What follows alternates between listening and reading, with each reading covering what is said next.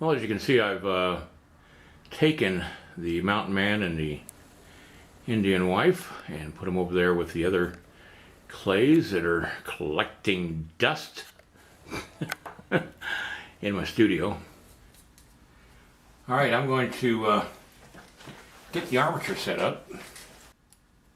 So the first thing I want to do, and the reason I'm using two boards instead of one, is I want them to be thick enough that when I drill a hole for the main support, it'll go down through this piece of wood and give me enough contact between the well, it'll be deep enough to give it some strength to place this at. And so I'm going to put the clay, or the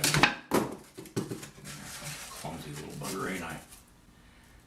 So I need to go forward just a little bit.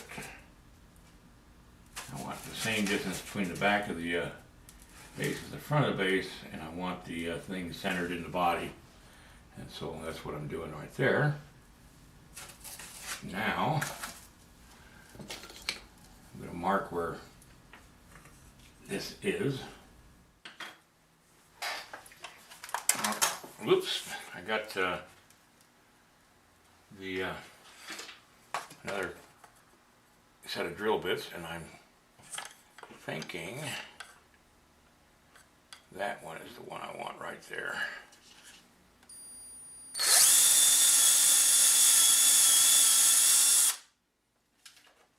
Didn't want to get carried away. And I'll pour some glue in there.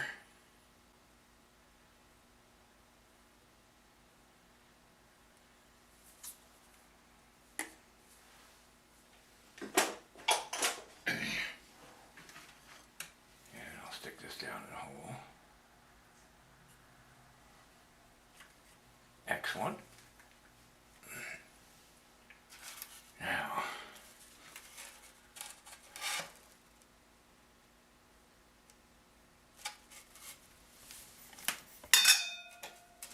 get the light out of the way.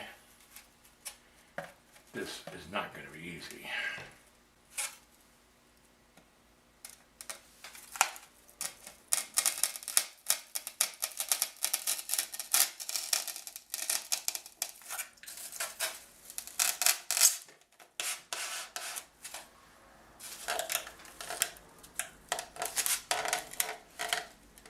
Sure the thing is straight.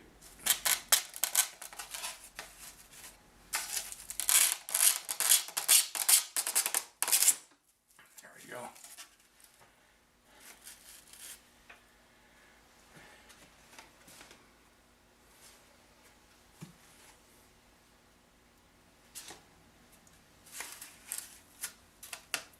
Once I get this positioned right.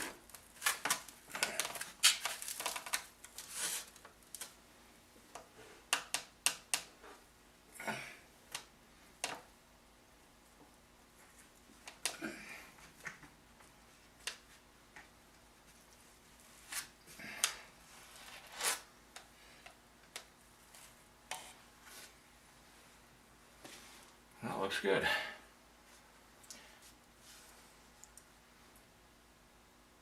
The base was off just a little bit, or at least the way the figure sat on it, and so I've adjusted the angle a little bit on the base, leaving a little gap which I need to fill in with clay, and I've done that so that it'll hold it in place.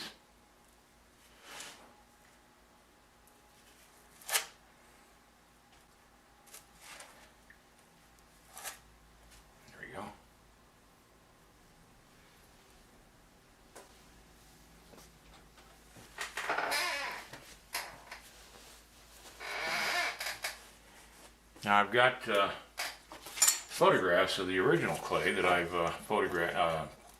printed out on photo paper so that I get a little better detail, and I'll be working from these. Okay, that looks like the angle that I had the original. So now I just need to anchor this down so that I've got fit centered on my sculpting stand so that I can have it at the right angle all the way around. I guess the next thing to do is just start adding clay to it. Let's get the light above it.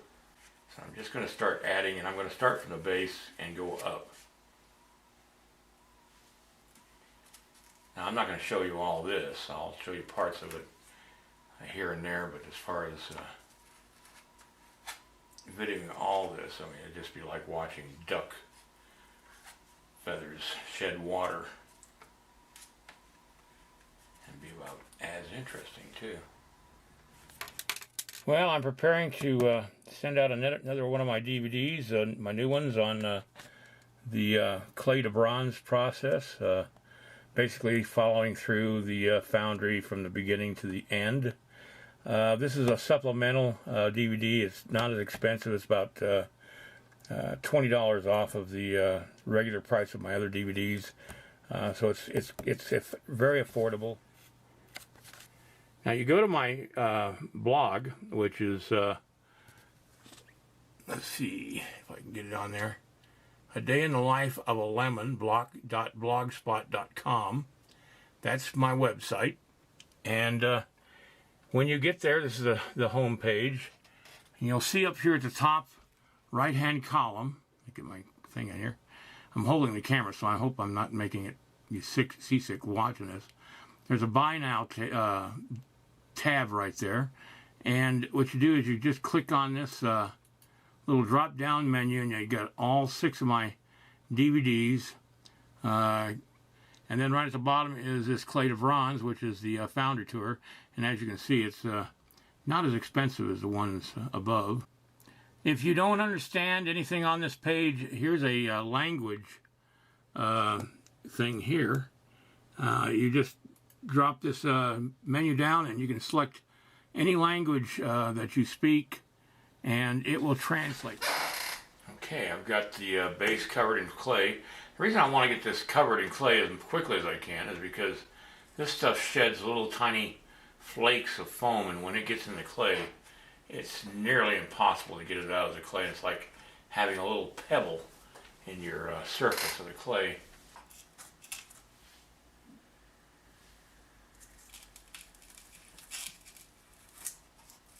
It's kind of hard to see what I'm doing back in some of these areas, but that's the way it is.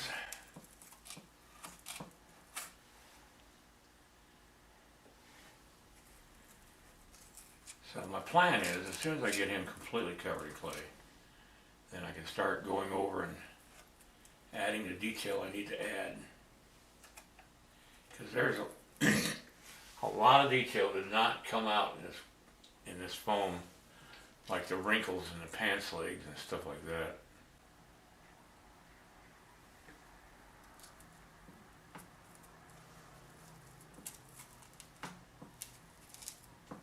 Well, what really makes me mad is how little detail came out in this thing now. I mean, in general shape it's there, but there is no detail in here at all. And that's going to take some of my going over my photographs to make sure I got it right. I'm trying to keep the layer of clay very thin, so whatever detail's in there, I somehow get. I mean, here I had beautiful detail of the strap and powder horn and the shot bag. All that's just not there. There's a little bit of the pocket right there on this side. So I'm not going to cover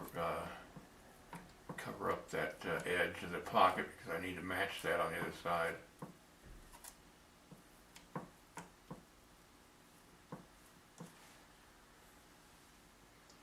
I'll go back and clean up these edges later.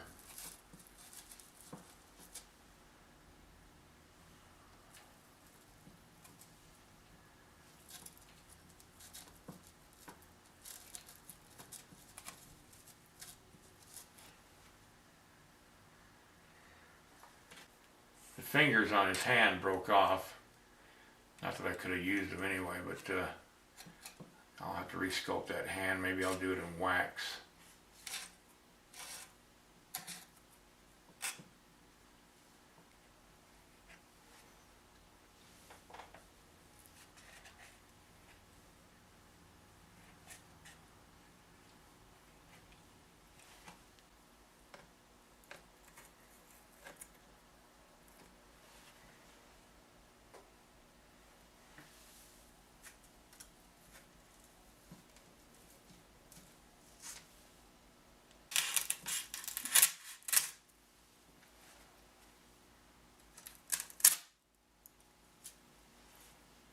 See, I was getting little tiny pieces of foam down here on the clay, which is going to play havoc later on.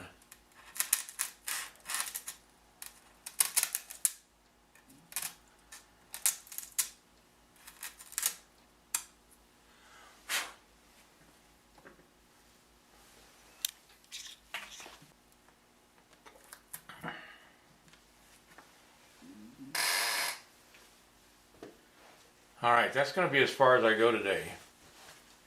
And I'll pick this up tomorrow.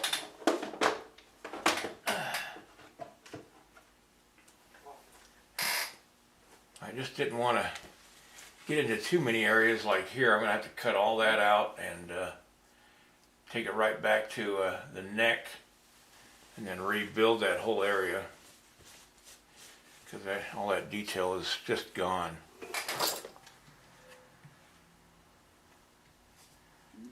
But it does have the general feeling of the original piece. And when I get everything back together,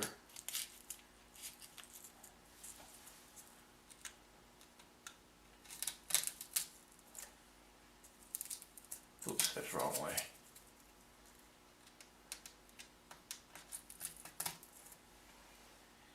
And then the rifle barrel. Here, I'm going to have to reconstruct that, but it gives me the right length for it. There we go. So, that's it for now. See you next time.